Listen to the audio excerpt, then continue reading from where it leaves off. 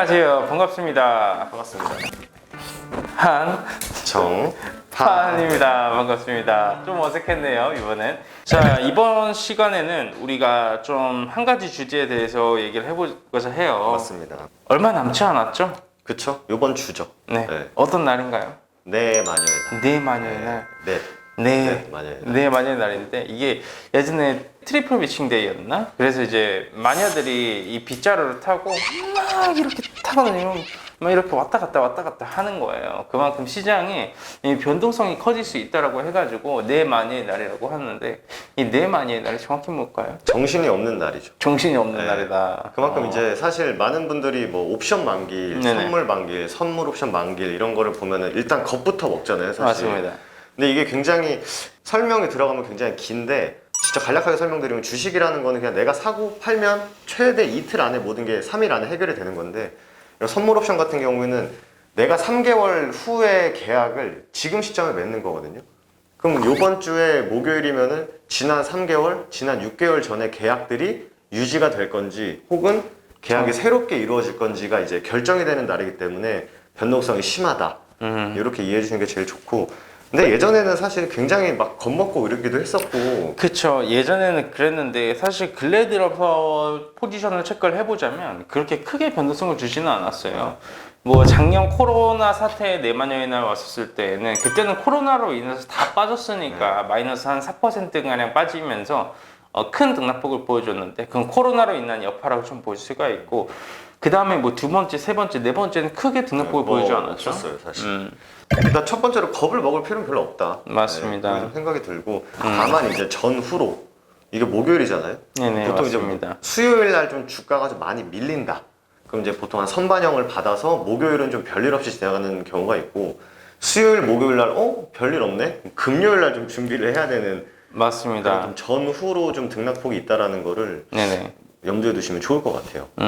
그리고 사실 이 내마녀의 날에 우리가 키워드를 맺기보다는 이번 주는 좀 집중해야 되는 키워드가 한 두 가지 정도 있어요. 네네. 그게 이제 11일 날 지수 변경되는 외인들 포지션도 우리가 좀 체크를 해야 되고 5월 미국의 이슈가 하나 있죠. 소비자 물가지수. 그렇죠. 네. 이번 소비자 물가지수 발표가 좀 나와주는데 아마 그 소비자 물가지수 이슈에 따라서 연준에서의 테이퍼링에 대한 키워드가 실마리가 좀 나와주지 않을까 생각하고 있거든요. 맞습니다. 사실 이게 되게 저희도 시장을 보고 뉴스를 보지만 진짜 갖다 붙이기 나름이잖아요. 맞습니다. 고용이 잘 된다고 문제, 고용이 안 된다고 문제, 실업률이 높다고 문제, 안 높다고 문제. 이번에는 되게 재밌는 부분이 뭐냐면 고용이 너무 잘 이루어지면 긴축을 해야 된다라는 키워드가 붙어서 주식시장을 빼버리고요. 맞습니다. 고용이 너무나도 안 이루어지면 이 또 경기 회복이 더뎌진다는 그런 우려감에 빠지고요.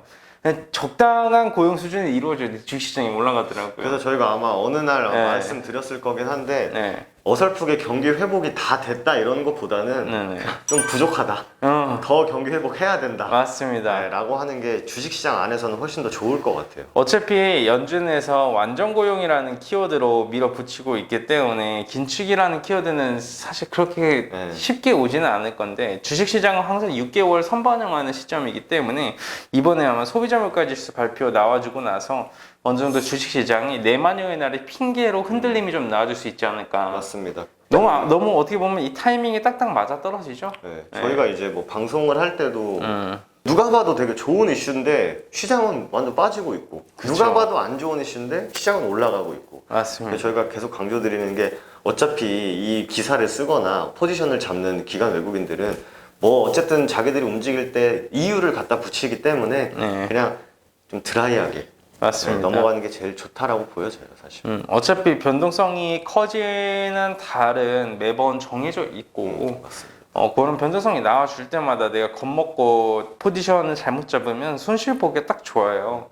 그래서 변동성이 생길 수 있을 만한 이런 장세에서는 큰 그림을 보고 계획대로 헤매자. 나중에 테이퍼링 금리 인상 이슈로 유동성을 회수를 한다라는 키워드는 시장에 지금 반영이 되고 있습니다. 근데 대한민국뿐만 아니라 전 세계 글로벌 시장의 기초 체력이 상당히 튼튼하죠? 엄청 튼튼해요. 네, 엄청 튼튼해요. 그래서 어떻게 보면 지금의 지수 밸류에이션이 올라와 준 게 거품이 아니라 진짜 좀 탄탄하게 올라와 준 경향도 저는 있다라고 보고 있어요. 그래서 긴축이 들어간다 한들 그게 이제 일시적인 타격은 줄 수 있을지언정 대세 추세를 좀 바꾸기에는 어려움이 있죠. 아마 이거 영상을 보시는 분들이 시간 여유가 되시면 그냥 네이버에 외환 보유액 그리고 뭐 수출 뭐 물가 그리고 뭐 이런 거 한번 쳐보시면은 5월 수출이 32년 만에 최대폭으로 증가했고요. 32년인가 아마 그럴 거고 맞습니다. 외환 보유액이 또 사상 최고예요. 그리고 또 우리나라가 또 제조업 지수인가가 발표되는 세계 3위고 약간 이게 가계부채 빼고 그쵸. 가계부채 빼고는 그렇게 우리나라가 뭐 안 좋으려고 찾으려고 노력을 해도 저희도 최대한 객관적으로 좀 말씀드리고자 하는 게 있기 때문에 찾아봐도 가계부채 좀 그건 예전부터 늘어나왔었잖아요, 사실.